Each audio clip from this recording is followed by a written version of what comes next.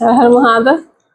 अ, आज हम साहब हरिंद्रानंद का बचपन का कुछ अंश सुनाने जा रहे हैं। साहब हरिंद्रानंद के पिताजी जिला शिक्षा पदाधिकारी थे। तो कुछ कुछ वर्षों के बाद उनका तबादला होते रहता था। तो जहाँ जहाँ उनके पिताजी जाते थे साहब भी जाते थे। तो आइए एक घटना सुनाते हैं साहब हरिंद्रानंद के बचपन का। साहब लिखते हैं कि बाबूजी के साथ बचपन पूर्णिया में बीता। साहब का बचपन पूर्णिया में था। जिला शिक्षा पदाधिकारी के रूप में बाबूजी का तबादला दरभंगा हुआ।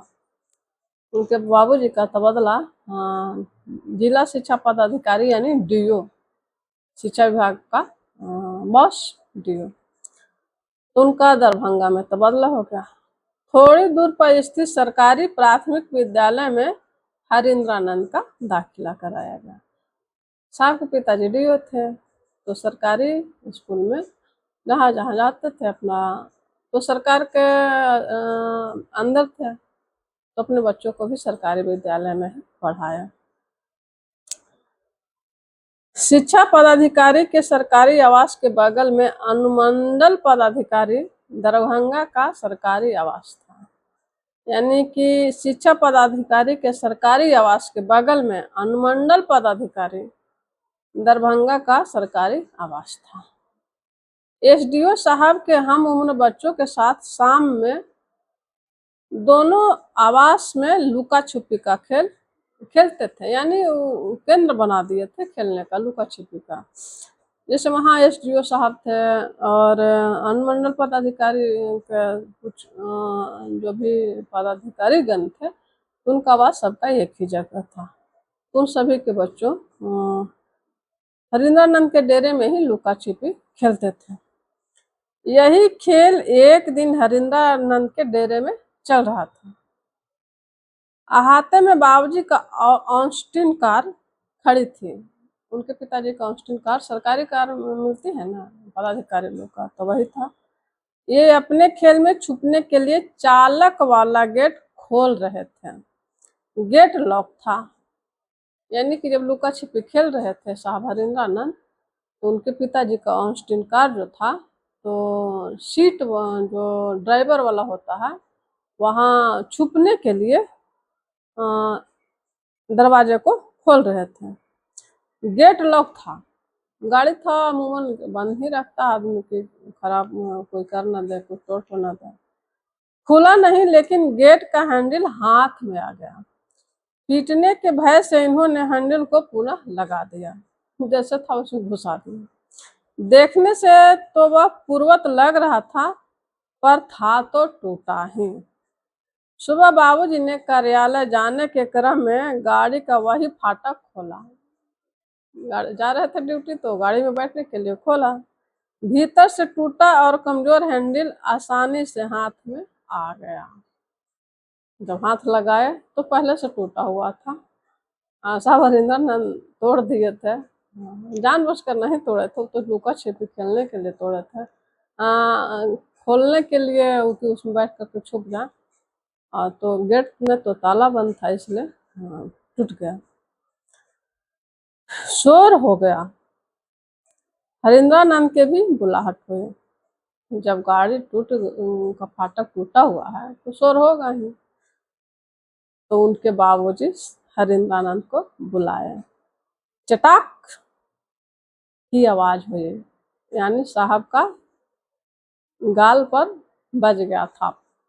नालायक, पढ़ना लिखना 22.5, गाड़ी में लुका छुपी का खेल खेलता है, माँ से भी सुरक्षा प्राप्त नहीं हुआ। साहब के बाबूजी मारे एक चटाका, उसके बाद बोले नालायक, पढ़ना लिखना 22.5।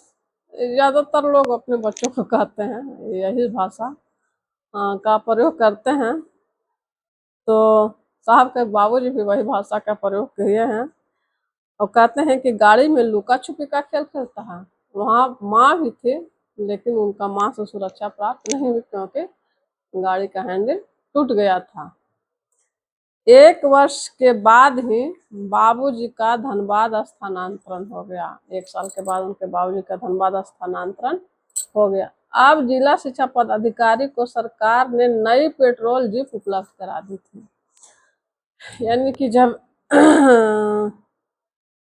उनका स्थानांतरण धनबाद हुआ तो उसके बाद उनके बाबूजी का पेट्रोल जीप मिल गया। बाबूजी कभी अपनी सवारी से तो कभी सरकारी जीप से कार्यालय जाया करते थे। सरकार की ओर से भी उनको गाड़ी मिल गया था, अपनी गाड़ी भी थी, तो उनको जब जिससे मन होता था वो जाते थे ड्यूटी। सड़क के 2 मंजिला मकान था। सड़क के किनारे 2 मंजिला मकान था। हरिंद्रानंद की जिद के कारण दरभंगा से ही 2 कुत्ते साथ लाए थे। साहब हरिंद्रानंद कुत्ता बहुत पसंद करते थे, इसलिए वो पालते थे। तो कह रहे हैं कि हरिंद्रानंद के जिद के कारण दरभंगा से ही 2 कुत्ते साथ आए थे। साहब खेलते थे कुत्ता के से, तो कुत्ता साथ ले आए थे। बचपन से ही कुत्तों के शौकीन हैं। कुत्ते जब थोड़े सियाने हो गए थे, यानी कुछ बड़ा हो गया था, कुत्तों के मालिक थे बड़कू, यानी साहब हरिंद्रानंद। एक दिन दोपहर के पहले ही वे अपने डीएवी स्कूल से घर आ चुके थे। जब धनबाद गए तो उनका नाम लिखा गया डीएवी स्कूल में। 6ठे क्लास का विद्यार्थी, यानी कि जब दरभंगा गए उस समय वो 6ठा क्लास में चले गए थे और उनका नाम प्राइवेट स्कूल में लिखा गया था। जब वो 6ठा क्लास में गए तो पढ़ाई कम, बदमाशी ज्यादा किए करते थे। माँ शायद नीचे आंगन में खाना बना रही थी। उनके साथ अनुसेवक भी था, यानी उनके घर में अनुसेवक भी रहा करता था साहब के पिताजी को मदद के लिए। पहली मंजिला पर हरिंद्र दिमागी कसरत में जुटे थे। साहब बता रहे हैं ना कि सड़क के किनारे 2 मंजिला मकान था, उसमें वो रह रहे थे। तो पहली मंजिल में दिमागी कसरत में साहब जुटे हुए थे। गाड़ी के टूल बॉक्स से पिलास पेचकस लेकर कुछ छेड़छाड़ चल रही थी। वो क्या कर रहे कि टूल बॉक्स से पिलास और पेचकस निकाले और गाड़ी के साथ छेड़छाड़ करने लगे। वहीं इनके पास दोनों कुत्ते भी थे। साहब हरिंद्रानंद ही कुत्ता पाले थे, तो कुत्ता तो अपने मालिक के पास ही रहता है, तो दोनों कुत्ते इनके पास ही था। कोई छोटी मशीन थी जो खुल नहीं रही थी।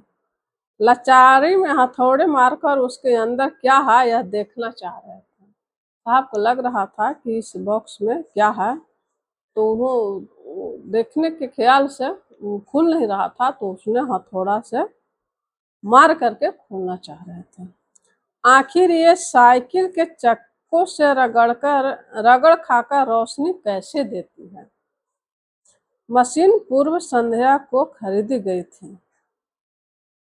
कोई मशीन था जो शाम को ही खरीदा गया था। नीचे खड़ी साइकिल से उन्होंने डायनेमो खोल लिया। साइकिल जो था उसमें से डायनेमो खोल लिया। लिखना नहीं चाहिए कि दूसरे दिन रहस्योद्घाटन के बाद उनकी पिटाई भी हुई थी। ये तो बदमाशी है, तो कोई भी पिताजी तो पीटेंगे हैं। बिना मतलब के साइकिल को खोल देना, कुछ घर में सामान है तो उसके साथ छेड़छाड़ करना। हालांकि साहब खोजी प्रवृत्ति के थे, खोज करते रहते थे कि कैसे हुआ, तो इसी बीच उनसे कुछ बदमाशियां हो जाया करती थी और तो उनके पिताजी से पिटाई उनको खाना पड़ता था। चलिए वापस हथौड़ी की आवाज के पास। तभी नीचे से तेज आवाज आई, कोई है।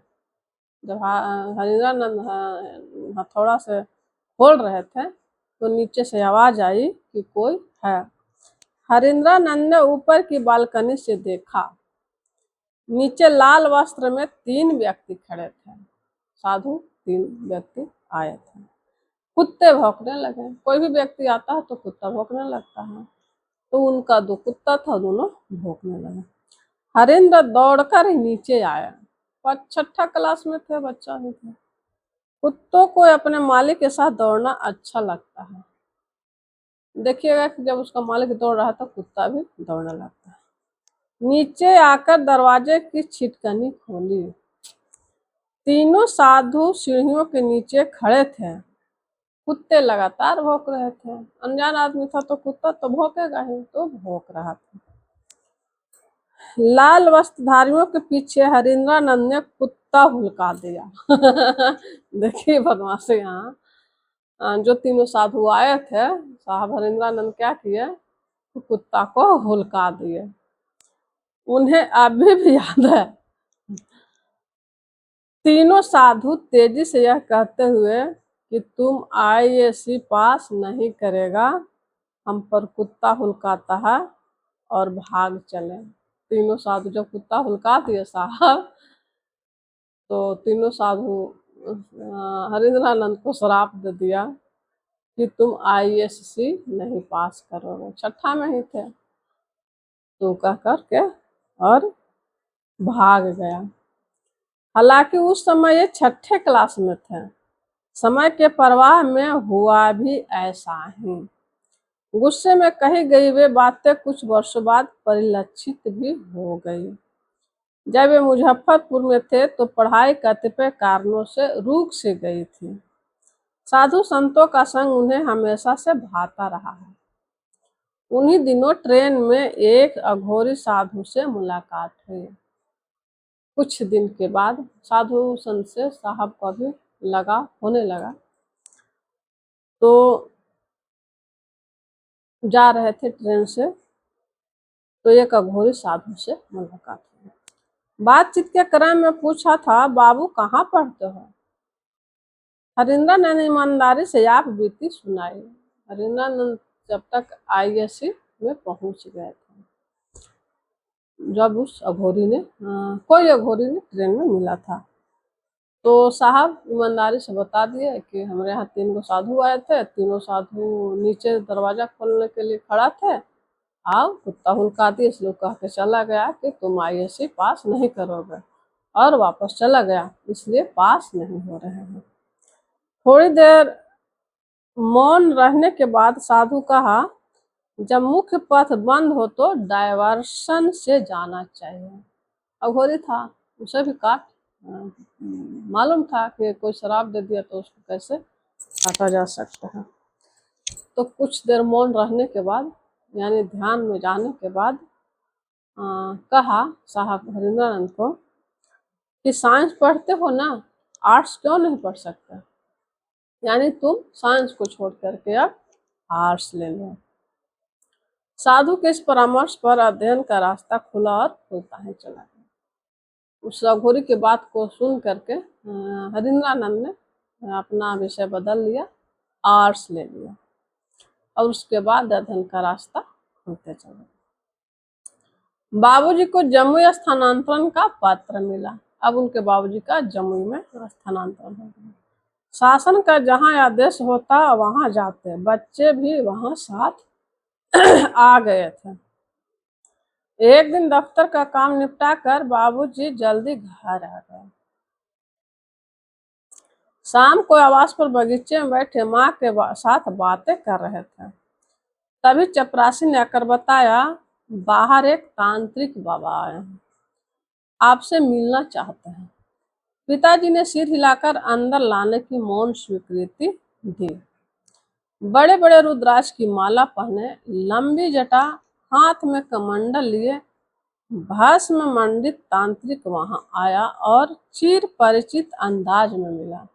बाबूजी देवी के उपासक थे, यानी कि साहब के बाबूजी जो थे देवी के उपासक थे, इसलिए अघोरियों और तांत्रिकों से उनकी मित्रता थी, और उन्हें इन सभी का साथ भी पसंद था।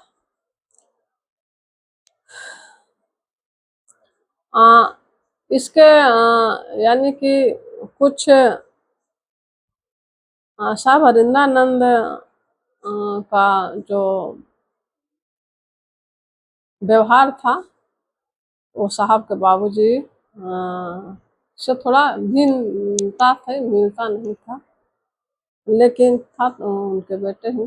तो कुछ गड़बड़ करते थे तो पीटते भी थे, अच्छा करते थे तो पिताजी को खुशी भी होता था। हाँ, साहब के बाबूजी को माँ के उपासक थे, तो उनके पास अघोरी आना जाना हुआ करता था। इसी बीच साहब हरिंद्रानंद भी अघोरियों से मिलना जुलना, उनकी बातें सुनना उनको अच्छा लगता था। सही।